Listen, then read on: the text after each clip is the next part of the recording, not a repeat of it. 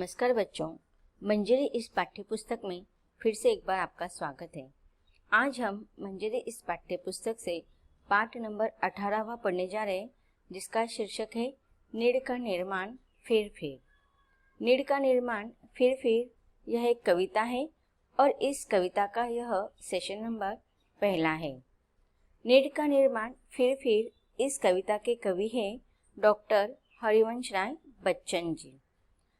Doctor Harivansh Rai Bachchan का जन्म 27 नवंबर सन 1907 ईस्वी सन को इलाहाबाद, जो वर्तमान प्रयागराज नाम से जाना जाता है, यहाँ पर हुआ।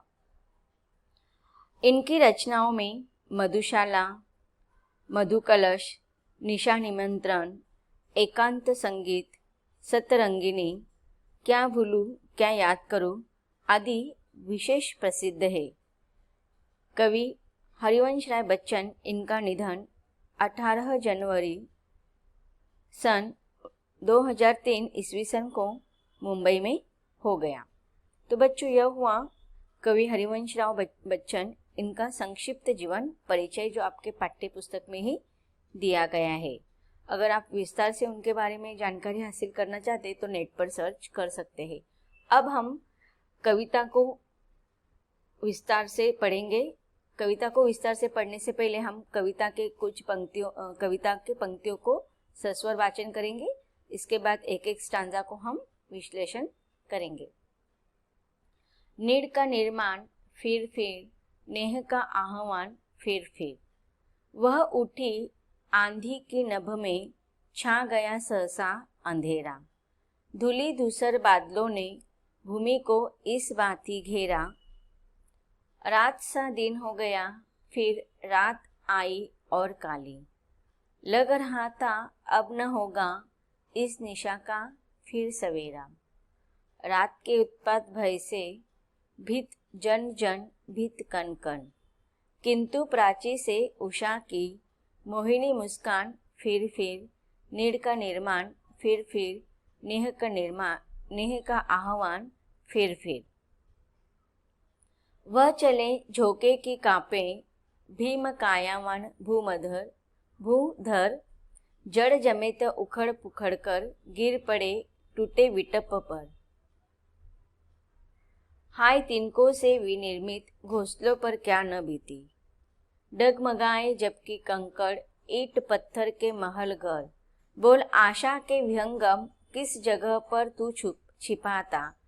जो गगन पर चढ़ उठाता, गर्व से निज वक्ष फिर फिर। नीड़ का निर्माण फिर फिर, नेह का आह्वान फिर फिर। तो बच्चों, यह हमारी कविता है। अब हम कविता के पहले काव्यांश को विस्तार से पढ़ेंगे। नीड़ का निर्माण फिर फिर इस कविता में कवि हरिवंश राय बच्चन, इनके जीवन का उल्लास और उत्साह छलक रहा है। कविता द्वारा कवि ने जीवन की कठिनाइयों से लड़ने और सब कुछ नष्ट हो जाने पर भी फिर से नया निर्माण करने की प्रेरणा दी है। कवि कहते हैं कि नीड़ का निर्माण फिर फिर, नेह का आह्वान फिर फिर। नीड़ का अर्थ क्या होता है कि घोंसला।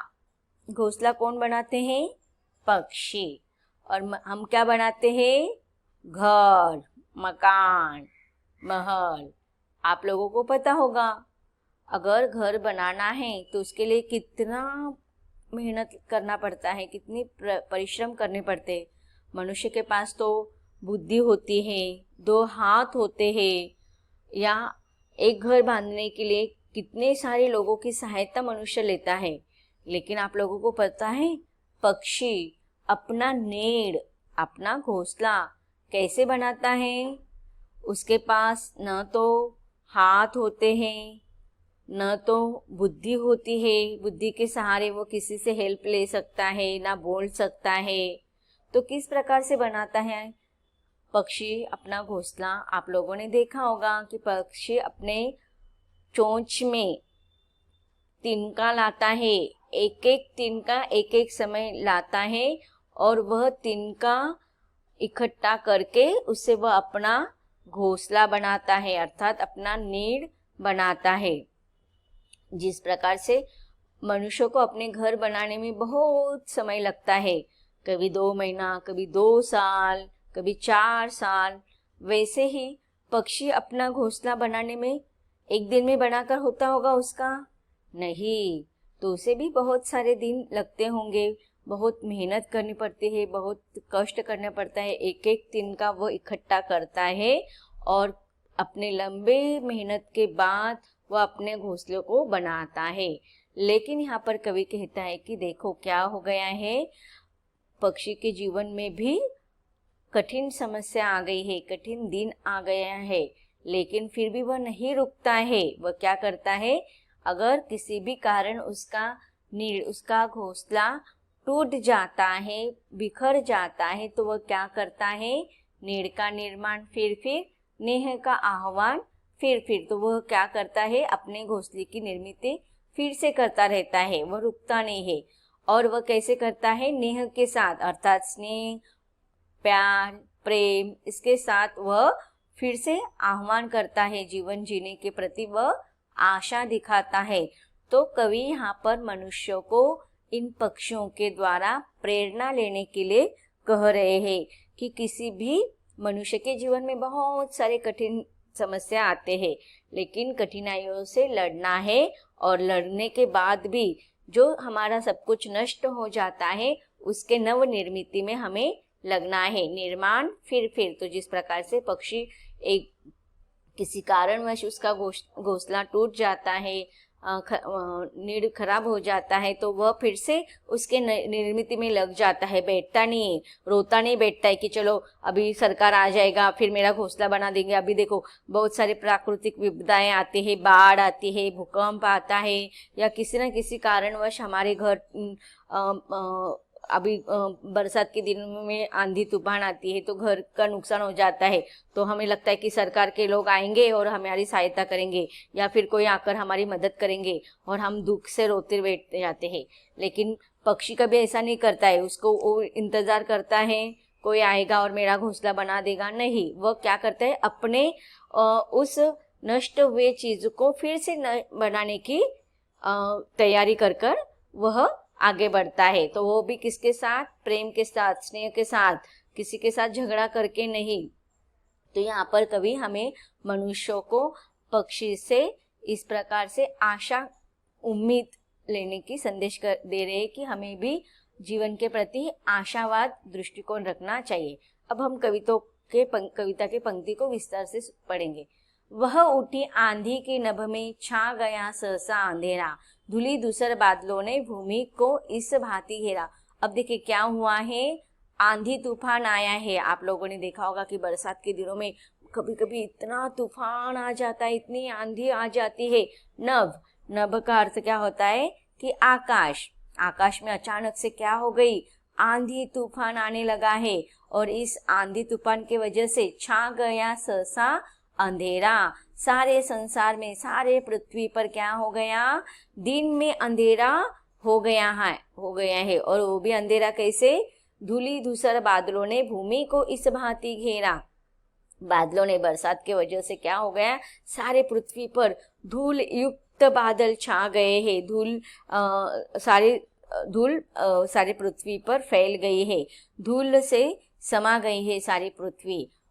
बादलों के दिन थे, बरसात के दिन थे, और भूमि को इस भांति घेरा आंधी तूफान ने।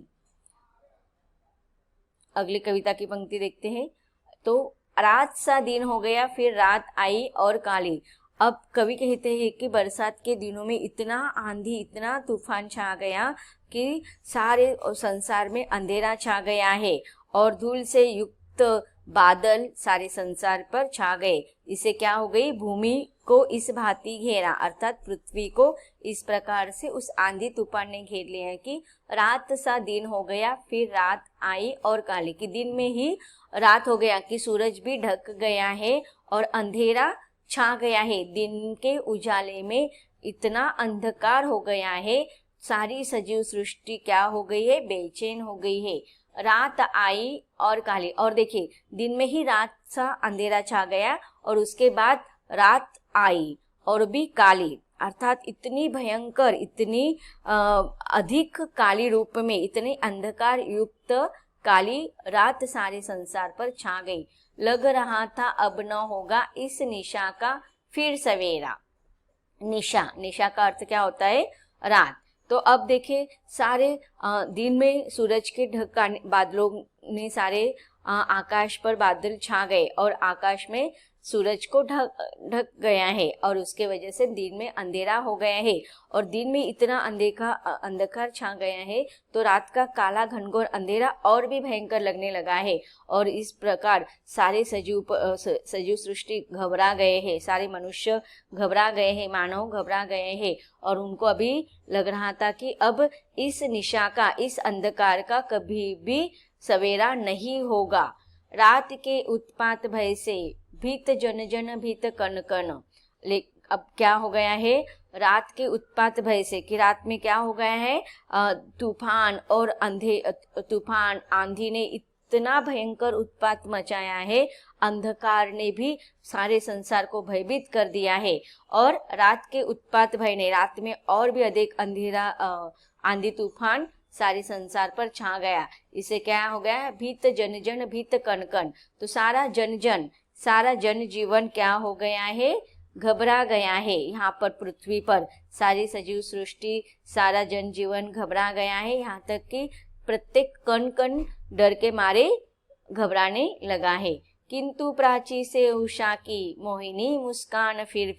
लेकिन क्या हो गया? अचानक से प्राची अर्थात पूर्व दिशा से उषा की मोहिनी मुस्कान आ गई, सूरज का किरण फैल गया और इस प्रकार उस अंधकार युक्त जो काले बादल छाए हुए थे सारे संसार पर, आंधी और तूफान की वजह से जो काले बादल छाए हुए थे और ऐसा महसूस हो रहा था कि अभी इस भयंकर अंधकार युक्त निशा का कभी भी सवेरा नहीं होगा, अर्थात इस आंधी तूफान में सर्व नष्ट हो गया है। और इस विनाश के बाद किसी भी व्यक्ति के जीवन में, इस सजीव सृष्टि के जीवन में क्या होने वाला है? कभी भी सुख युक्त सवेरा नहीं आने वाला है। लेकिन अचानक से क्या हो गया है? इस संसार जब भय से युक्त था, हर कण कण, पृथ्वी का हर कण कण, हर जन जीवन इस भय से डरे हुए थे। उतने में क्या हुआ? पूर्व दिशा से उषा की मोहिनी मुस्कान, सूरज की किरण आ गई और उस सूरज की किरण के साथ साथ सजीव के जीवन में सुख युक्त मुस्कान आ गई। मोहिनी मुस्कान फिर, नीड़ का निर्माण फिर, नेह का आह्वान फिर। तो यहाँ पर कवि कहना चाहते हैं कि रात्रि के भयंकर तूफानों और आंधी ने जनजीवन को अस्त व्यस्त कर दिया था और इस अस्त व्यस्त के कारण जनजीवन घबरा गए थे। उन्हें लग रहा था अब इस आंधी तूफान से उनके जीवन में कभी भी सुख नहीं आने वाला है, इस आंधी तूफान में वे बचने वाले नहीं है। तो अब यहाँ पर कवि कहते कि नीड़ का निर्माण फिर, नेह का आह्वान फिर। तो यहाँ पर कवि ने सतत संघर्ष और निर्माण की क्रिया का उपमा दिया है कि नीड़ का निर्माण फिर, नेह का आह्वान फिर। अब देखिए यहाँ पर कवि ने आशय जो दिया है, नेह का आह्वान फिर, इस पंक्ति में कवि ने क्या किया है? कवि का आशय है कि स्नेह और आशा से, कि हमें मनुष्य को क्या करना है, कभी भी उनके जीवन में निराशा आ जाए, कठिन समस्या आए तो उसमें उन्हें डर कर बैठना नहीं है, बल्कि जीवन के प्रति आशावादी दृष्टिकोण रखना है। भले ही सब कुछ नष्ट हो जाए फिर भी उसमें हमें नए निर्मिति की विचारधारा प्रवाहित करना है।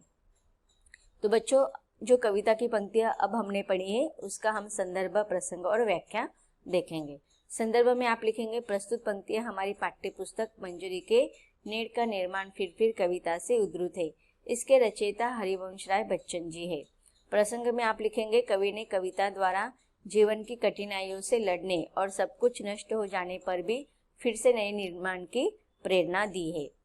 अब व्याख्या देखते हैं। कवि कहते हैं कि हे पक्षी, अपने नष्ट हुए घोंसले का फिर से निर्माण कर और अपने मीठे स्वर में इस संसार में फिर से प्रेम और स्नेह भर दे। आकाश में आंधी उठने से अचानक अंधेरा हो गया। धूल से भरे बादलों ने एकदम पृथ्वी को घेर लिया। इससे दिन रात्रि के समान अंधकार युक्त हो गया है। रात्रि और भी अधिक अंधेरे वाली काली हो गई है। व्याख्या कंटिन्यू है आगे। ऐसा प्रतीत होता है मानो अब प्रकाश करने वाला सवेरा नहीं हो सकेगा। इस रात के तूफान और अंधकार से पृथ्वी का कण-कण और जीव जगत भयभीत हो गया है। परंतु पूर्व दिशा से सूर्य की किरणें चमकने से अंधकार दूर हो गया। इससे हे पक्षी, निराश न हो और प्रेम को निमंत्रण देकर फिर से निर्माण कार्य कर, नए घोंसले की निर्मिति कर। तो बच्चों, नीड का निर्माण फिर इस कविता के इस सेशन में अब तक हमने कविता के पहले काव्यांश को विस्तार से पढ़ा और इस काव्यांश से हमें कवि के जीवन का उल्लास और उत्साह दिखाई दे रहा है। कविता के अगले पंक्तियों को हम विस्तार से पढ़ेंगे, लेकिन इसके अगले सेशन में। धन्यवाद।